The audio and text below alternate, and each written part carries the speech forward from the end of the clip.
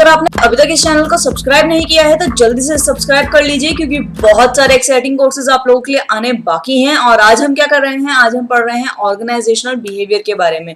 इसके अंदर हम स्टार्ट करने वाले हैं क्या, इसके अंदर आज हम स्टार्ट करने वाले हैं मॉडल्स के लिए। तो चलिए फटाफट से जान लेते हैं हमारे सारे मॉडल्स के बारे में, इसके अंदर जितने भी हैं, और इनके बारे में एक एक करके डिटेल में जानते हैं। सबसे पहला मॉडल है हमारा ऑर्गेनाइजेशनल बिहेवियर सिस्टम।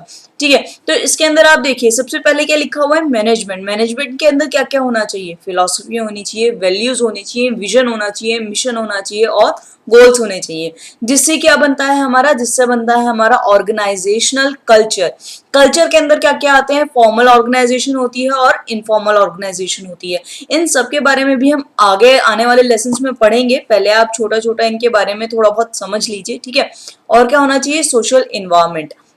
जब इनका मिक्सचर ऑर्गेनाइजेशनल कल्चर बन जाता है, उसके बाद नेक्स्ट स्टेप क्या आता है हमारा, लीडरशिप, कम्युनिकेशन, ग्रुप डायनामिक्स। ठीक है, उसके बाद क्या आता है, क्वालिटी ऑफ वर्क लाइफ, कि आप किस तरीके से वर्क कर रहे हैं, आपकी प्रोडक्शन कितनी अच्छी है, कितनी जो इनपुट है उससे कितना आउटपुट जनरेट कर सकते हैं। ठीक है, उसके बाद आता है मोटिवेशन, कि आप किस चीज से मोटिवेट होते हैं। और लास्ट में ये आती है आपकी आउटकम। आउटकम के अंदर क्या है, आपकी परफॉर्मेंस, एम्प्लॉय सेटिस्फेक्शन, के एम्प्लॉयज आपसे कितना खुश हैं कितने नहीं हैं, पर्सनल ग्रोथ एंड डेवलपमेंट, के उन एम्प्लॉयज की कितनी ज्यादा पर्सनल ग्रोथ हो रही है, कितनी ज्यादा उनकी डेवलपमेंट हो रही है। ठीक है, नेक्स्ट क्या है, नेक्स्ट है हमारा, इसके अंदर वो कह रहा है कि जरूरी नहीं है कि जितने भी गोल्स हमने यहाँ पे मॉडल्स यहाँ पे हम आपको बताएं वो सारे के सारे इम्प्लीमेंट हो। ठीक है, ये क्या था जो अभी मैंने आपको बताया था, वो था गुड ऑर्गेनाइजेशनल बिहेवियर सिस्टम। ठीक है, जो चार्ट मैंने अभी आपको दिखाया था, उसके अंदर क्या है कि ये सभी ऑर्गेनाइजेशन के अंदर होता है, लेकिन अलग अलग फॉर्म्स जो होती हैं उसकी वो वेराई कर सकती हैं। ठीक है, और इसके अंदर जो ग्रेटर चांसेस होते हैं सक्सेस के होते हैं, साथ ही साथ क्या है, अगर हम उसको रेगुलरली एग्जामिन करें, अप टू डेट रहें, जो रिक्वायरमेंट्स हैं उनको साथ के साथ पूरा करते रहें, जो भी इमर्जिंग कंडीशंस आ रही हैं उनको हम फुलफिल करते चलें, और जो हमारे प्राइमरी एडवांटेज है ऑर्गेनाइजेशनल बिहेवियर सिस्टम की उसको आइडेंटिफाई करें, जो ह्यूमन और ऑर्गेनाइजेशन के वेरिएबल्स हैं उनकी जो रिजल्ट्स आ रहे हैं उनको अचीव करने की कोशिश करें, जो हम अचीव करना चाहते हैं। ठीक है, for some of these variables managers can only be aware of them. कुछ वेरिएबल्स ऐसे होते हैं जिसके बारे में मैनेजर्स को सिर्फ पता होता है, नॉलेज होती है, लेकिन उनका इम्पैक्ट कितना होगा, उनको वो किस तरीके से कंट्रोल करेंगे, उनके बारे में उसे नहीं पता होता है। ठीक है, the end results are typically measured in various forms of performance. और लास्ट में क्या होता है, जो हमारे परफॉर्मेंस होती है उसको हम अलग अलग तरीके से मेजर कर सकते हैं। कुछ उसको क्वांटिटी के बेसिस पे मेजर करते हैं, क्वांटिटी यानी कि नंबर्स के बेसिस पे मेजर करते हैं, और कुछ क्वालिटी के बेसिस पे, क्वालिटी इन द सेंस कि आपकी सर्विस कैसी है। ठीक है, उसके बेसिस के ऊपर जो है करते हैं। लेवल ऑफ कस्टमर सर्विस, के आप किस टाइप की कस्टमर सर्विसेज प्रोवाइड कर रहे हैं। ठीक है, as well as in human outcome such as employee satisfaction. अगर हम ह्यूमन आउटकम की बात करें तो वहाँ पे क्या आता है, वहाँ पे आता है एम्प्लॉय सेटिस्फेक्शन, उनकी पर्सनल ग्रोथ एंड डेवलपमेंट। ठीक है, नेक्स्ट क्या है, हम एलिमेंट्स की बात कर रहे हैं, जो अभी हमने चार्ट देखा था उसी के एलिमेंट्स की अब हम बात कर रहे हैं। ठीक है, the system base The system base rests in the fundamental beliefs and intention of those who join together to create it. वो क्या कह रहा है कि फंडामेंटल बिलीव्स होने चाहिए आपको, इंटेंशनली आप ज्वाइन करने चाहिए उस सिस्टम को, उस बेस को क्या है फॉर्म करने के लिए, जैसे कि ओनर है। ठीक है, और जो मैनेजर्स होते हैं वो आपस में क्या है मिलते हैं, तब जाके आप ढंग से किसी ऑर्गेनाइजेशन को चला पाते हैं। The philosophy model of organizational behaviour held by management consists of an integrated set of assumption and belief about the way things are। वो क्या कह रहा है कि जो फिलॉसफी मॉडल है हमारा ऑर्गेनाइजेशनल बिहेवियर का, उसके अंदर क्या होता है, मैनेजमेंट और आपकी जो बिलीव्स हैं, जो आपकी एजम्पशंस हैं, वो दोनों इंटीग्रेट होते हैं। ठीक है, तब जाके जो आपका पर्पस होता है एक्टिविटी का वो आप कहीं जाके अचीव कर पाते हो। और ये जो फिलॉसफीज होती हैं मोस्टली क्या है, एक्सप्लिसिट होती हैं, लेकिन कभी कभी क्या होती हैं, इम्प्लिसिट हो जाती हैं, यानी कि मैनेजर के सिर्फ माइंड में होती हैं, आपको ऑर्गेनाइजेशन में वैसे दिखने में नहीं आती हैं। ठीक है, अब आगे बढ़ते हैं, और क्या कह रहा है वो, organization differs in the quality of organizational behaviour that they develop. अब जो ऑर्गेनाइजेशन होती है वो हर आपकी तरह तो क्वालिटी प्रोवाइड नहीं कर सकती, हर कंपनी की अलग अलग पॉलिसीज होती हैं, उसके अकॉर्डिंग क्या है उनकी क्वालिटी होती है ऑर्गेनाइजेशन की, ठीक है। These differences are substantially caused by different models of organizational behaviour that domains management's thought in each organization. ये जो डिफरेंसेस आ रहे हैं ये क्यों आते हैं, क्योंकि हर मॉडल क्या है अलग अलग वे में अपनी बात रखता है, ठीक है। तो आप कौन सा मॉडल अडॉप्ट कर रहे हैं ये आपकी ऑर्गेनाइजेशन के ऊपर डिपेंड करता है। The model that a manager holds usually begins with certain assumption about people and leads to certain interpretation of events।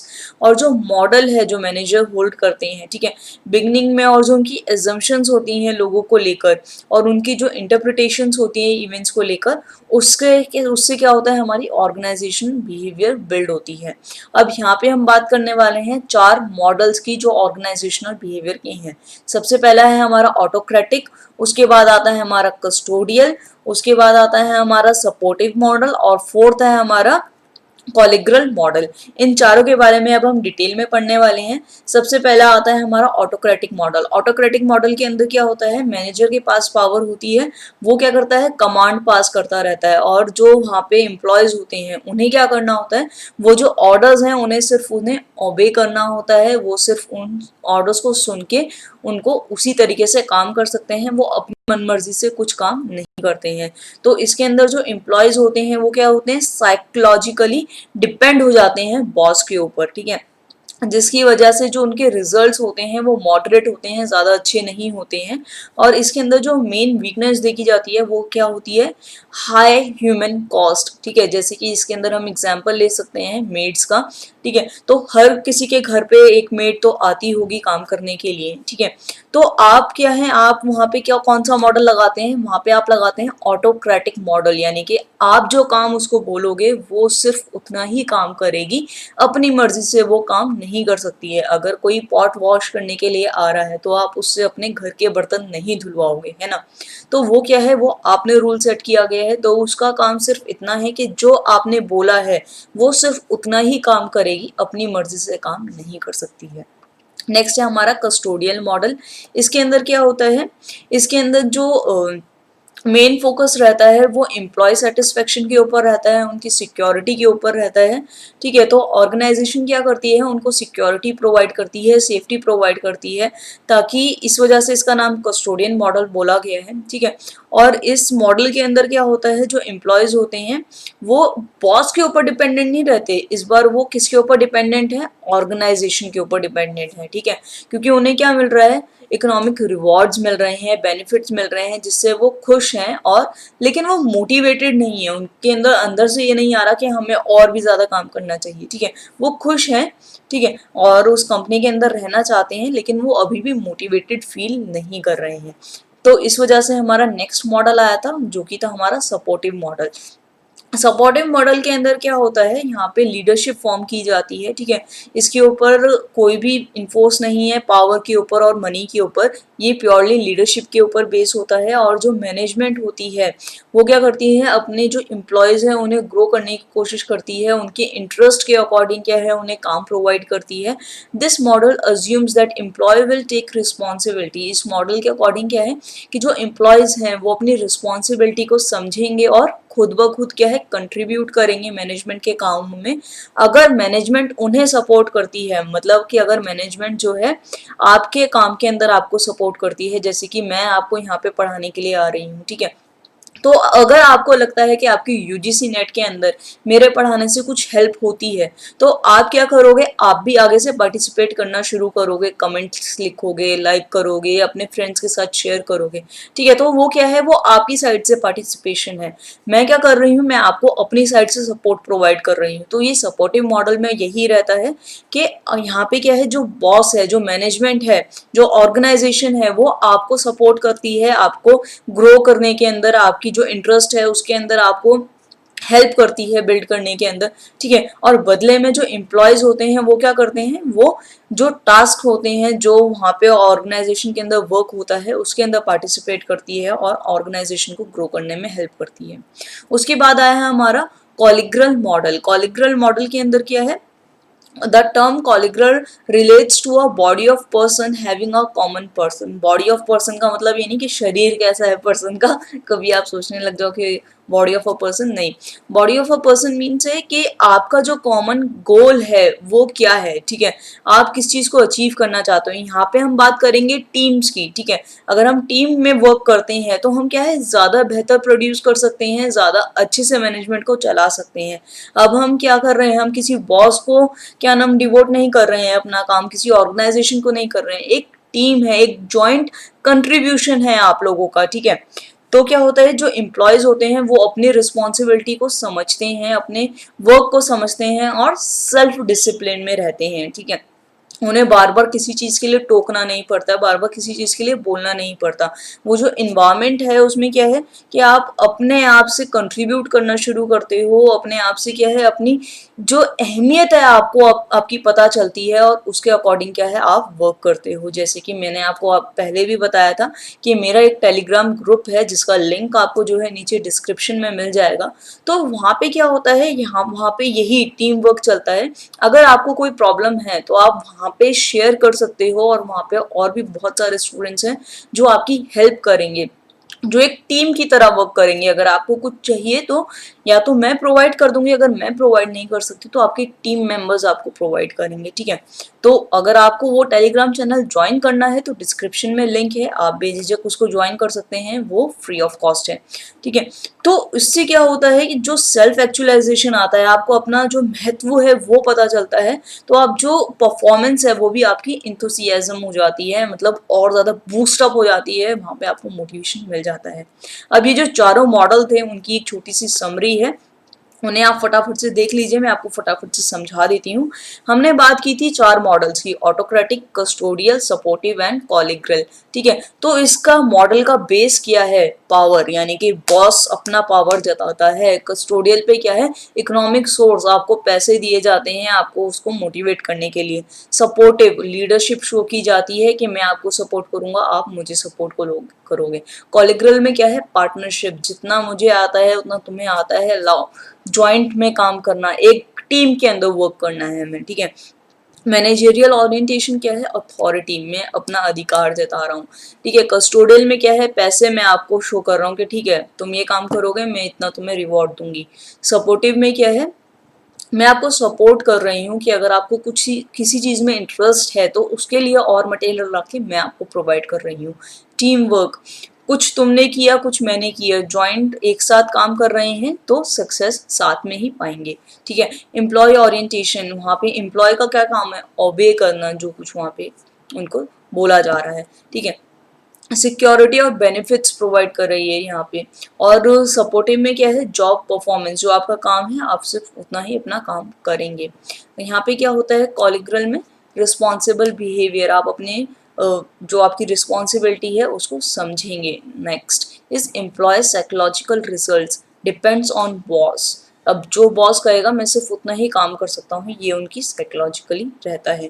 Depend on organisation, organisation के अंदर जो काम रहेगा मैं सिर्फ उतना ही करूँगा। पार्टिसिपेशन, कोई टास्क दिया गया है, कोई क्विज होने वाली है या फिर कोई भी इवेंट आने वाला है, आप फटाफट से उसके अंदर अपने आप को इनरोल करते हो और पार्टिसिपेट करने की कोशिश करते हो। सेल्फ डिसिप्लिन, अगर मुझे ये चीज़ मना की गई है तो मैं वो चीज़ नहीं करूँगा, खुद के ऊपर काबू रखूँगा।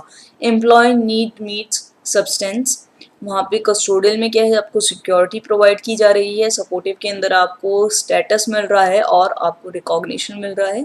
कॉलिग्रल के अंदर सेल्फ एक्चुअलाइजेशन, आपके अंदर कितनी काबिलियत है ये आप वो जान पाते हो। परफॉर्मेंस रिजल्ट मिनिमल, क्योंकि सब कुछ आप अथॉरिटी के बेसिस पे कर रहे हो तो मिनिमल रहता है। पैसिव कॉपरेशन, मतलब एक्टिव कॉपरेशन नहीं है, पैसिव कॉपरेशन है, ठीक है। ऑकवर्ड ड्राइव्स, मॉडरेट इंथुसियाज्म, ठीक है। तो ये थे हमारे चार मॉडल, ठीक है। और ये जो चारों मॉडल हैं हर जगह पे क्या है फिट नहीं बैठ सकते हैं, क्योंकि सिचुएशंस अलग होती हैं, ह्यूमन बिहेवियर अलग होता है, हर किसी का इन्वायरमेंट जो है वो अलग होता है। तो मैनेजमेंट के लिए ये सबसे बड़ा चैलेंज रहता है कि वो कौन सा मॉडल कब यूज करे, कौन सा जो मॉडल है वो उस करंट सिचुएशन के अंदर जो है इफेक्टिव रहेगा, ये जानना मैनेजर्स के लिए बहुत इंपॉर्टेंट रहता है। The selection of model by a manager is determined by a number of factors. तो मैनेजर्स जो होते हैं काफ़ी सारे फैक्टर्स को स्टडी करने के बाद एक को जो है मॉडल को अडॉप्ट करते हैं। The prevailing philosophy vision and goal of manager affect the organizational behaviour model. तो जो ऑर्गेनाइजेशन का जो भी बिहेवियर रहता है वो किससे अफेक्ट होता है, आपकी फिलॉसफी विजन गोल्स के अकॉर्डिंग, ठीक है। In addition environmental condition helps determine which model will be most effective। जो हमारी environmental condition होती है वो भी हमें help करती है ये बताने के लिए कि हमारे लिए कौन सा सबसे अच्छा मॉडल रहेगा। और जो करंट टर्बुलेंस होती है, ठीक है, यानी कि कौन सी फर्म के अंदर हमें कौन सा मॉडल लगाना है, कितनी जल्दी जल्दी हमें डिसीजन लेना है और कितनी फ्लेक्सिबिलिटी है हमारे पास, ठीक है। तो वो सब क्या है एक मॉडल के अंदर आप नहीं पा सकते हो सकता है आपको एक साथ दो मॉडल भी अडॉप्ट करने पड़े। तो ये थोड़ा सा स्टैटिक सा हो जाता है, थोड़ा सा चैलेंजिंग हो जाता है कि आपको कब कौन सा मॉडल यूज करना है। तो फ्रेंड्स आज का लेसन हमारा इतना ही था। आज का लेसन अच्छा लगा हो तो प्लीज लाइक करना मत भूलिएगा, सब्सक्राइब कर लीजिएगा, शेयर कर लीजिएगा अपने सभी दोस्तों के साथ। और अब मैं आपको मिलूंगी अपने नेक्स्ट लेसन में, तब तक के लिए friends keep learning keep sharing. Thank you so much.